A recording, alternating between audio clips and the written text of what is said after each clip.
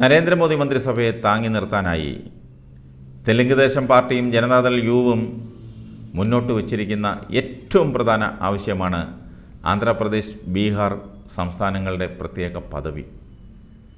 ആന്ധ്രാപ്രദേശും ബീഹാറും ഏറെക്കാലമായി ഈ ആവശ്യം ഉയർത്തിയിട്ടും ഫലം കാണാതെ പോയ ഈ നേട്ടം കൈപ്പിടിയിൽ ഒതുക്കാനുള്ള സുവർണ അവസരമായി കണ്ടാണ് ചന്ദ്രബാബു നായിഡുവിൻ്റെയും നിതീഷ് കുമാറിൻ്റെയും ചടുല നീക്കം.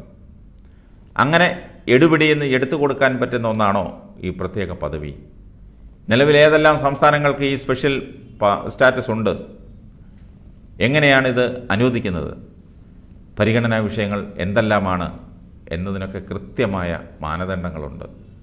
ഭൂമിശാസ്ത്രവും ചരിത്രപരവുമായ പോരായ്മകൾ, അത് നിമിത്തം പരാധീനത നേരിടുന്ന പ്രദേശങ്ങളുടെ വളർച്ചയ്ക്കും വികസനത്തിനും സഹായിക്കുന്നതിന് 1969 5ാം ധനകാര്യ കമ്മീഷനാണ് ചില സംസ്ഥാനങ്ങൾക്ക് പ്രത്യേക പദവി നൽകിയത്. ജനസാന്ദ്രത കുറഞ്ഞതും ഗോത്രവർഗ്ഗങ്ങൾ കൂടുതൽ താമസിക്കുന്നതുമായ പ്രദേശങ്ങളിലെ പിന്നോക്കാവസ്ഥയും മറ്റും പരിഗണിച്ചാണ് പ്രത്യേക പദവി നൽകുന്നത്. ഇത്തരം സംസ്ഥാനങ്ങൾക്ക് കേന്ദ്രാവിഷ്കൃത പദ്ധതികളിൽ ആവശ്യമായ ഫണ്ടിൻ്റെ 90% കേന്ദ്രം നൽകണമെന്നാണ് വ്യവസ്ഥ. നിലവിൽ എല്ലാ വടക്കു കിഴക്കൻ സംസ്ഥാനങ്ങൾക്കും പ്രത്യേക പദവി നൽകിയിട്ടുണ്ട്. ജമ്മു കാശ്മീർ, അസം, നാഗാലാൻഡ്, ഹിമാചൽ പ്രദേശ്, മണിപ്പൂർ, മിസോറം, മേഘാലയ, സിക്കിം, ത്രിപുര, അരുണാചൽ പ്രദേശ്, ഉത്തരാഖണ്ഡ് എന്നീ സംസ്ഥാനങ്ങൾക്കാണ് നിലവിൽ സ്പെഷ്യൽ സ്റ്റാറ്റസ് ഉള്ളത്. പ്രധാനമന്ത്രിയും കേന്ദ്രമന്ത്രിമാരും മുഖ്യമന്ത്രിമാരും പ്ലാനിംഗ് കമ്മീഷനും ഉൾപ്പെടുന്ന ദേശീയ വികസന കൗൺസിലാണ്, അതായത് NDC, ഈ പ്രത്യേക പദവി നൽകുന്നത്. നിലവിലെ സാഹചര്യത്തിൽ കൂടുതൽ സംസ്ഥാനങ്ങൾക്ക് ഈ പദവി നൽകാനുള്ള സാഹചര്യങ്ങൾ തുലവും പരിമിതമാണ്. ആന്ധ്രാപ്രദേശിനും ബീഹാറിനും ഇത്തവണ ഇത് കിട്ടുന്നെങ്കിൽ അത് രാഷ്ട്രീയ കാരണങ്ങൾ പരിഗണിച്ച് മാത്രമായിരിക്കും. 2014 ആന്ധ്രാപ്രദേശിനെ വിഭജിച്ച് തെലങ്കാന സംസ്ഥാനം രൂപീകരിച്ചപ്പോൾ ഉണ്ടായ വലിയ വരുമാന നഷ്ടം പരിഹരിക്കാനെന്ന പേരിലാണ് ഒരു പതിറ്റാണ്ടായി ആന്ധ്ര ഈ ആവശ്യം ഉയർത്തുന്നത്.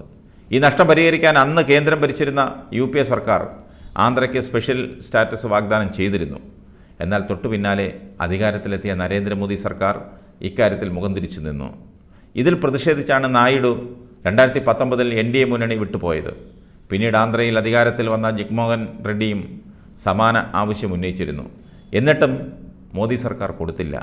അതേ നരേന്ദ്രമോദിയെ തന്നെയാണ് വരച്ച വരയിൽ നിർത്തി ഇത്തവണ നായിഡു കാര്യം സാധിക്കാൻ ഒരുങ്ങുന്നത്. BJPക്ക് ഒറ്റയ്ക്ക് ഭൂരിപക്ഷമില്ലാത്ത സാഹചര്യത്തിൽ NDAയ്ക്ക് മുന്നിൽ മറ്റു വഴികളില്ല.